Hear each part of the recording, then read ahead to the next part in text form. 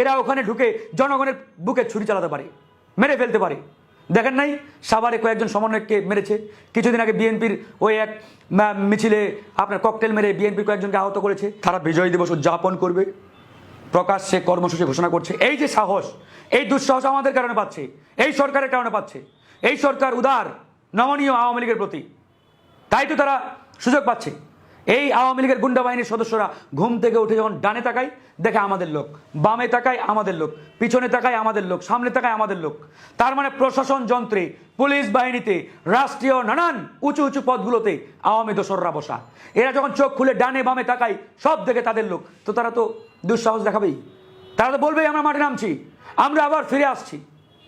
এর পিছনে এই সরকারের অবশ্যই দায় আছে, আওয়ামী লীগকে নিষিদ্ধ করে নাই, তারপরে আওয়ামী দোসরদের এখন পর্যন্ত বহিষ্কার করা হয় নাই।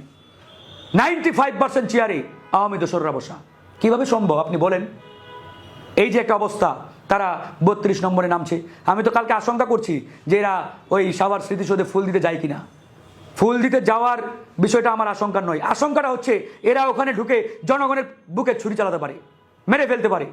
দেখেন নাই সাভারে কয়েকজন সমন্বয়ককে মেরেছে, কিছুদিন আগে বিএনপির ওই এক মিছিলে আপনার ককটেল মেরে বিএনপির কয়েকজনকে আহত করেছে। নিয়মিত প্রকাশ্যে এলাকায় ঘুরে বেড়াচ্ছে আওয়ামী সন্ত্রাসীরা, বিএনপির নেতাকর্মীদের হুমকি দিচ্ছে, জামাতের নেতাদের হুমকি দিচ্ছে, ছাত্র জনতাকে হুমকি দিচ্ছে। এই দুঃসাহস এই আমাদের উদারতার কারণে তারা পাচ্ছে। এই সরকারের দুর্বলতা কোথায়? এই সরকারের দুর্বলতা আসলে আমরা দেখি না।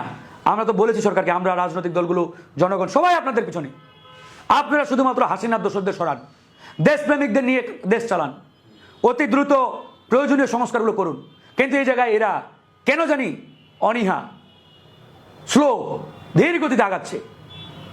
আমরা জানি না এদের আত্মার উপরে কার আত্মা ভর করেছে, এদের উপরে ওই ভারতীয় রয়ের আত্মা ভর করেছে কিনা, এটা কিন্তু এখন একটা বড় প্রশ্ন হয়ে দাঁড়িয়েছে।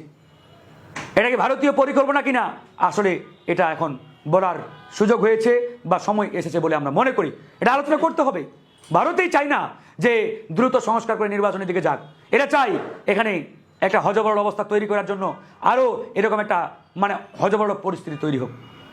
তা না হলে আওয়ামী লীগের এই চেলামুন্ডাদের বড় বড় প্রমোশন দিয়ে উপরে কেন বসাবে সরকার বলেন?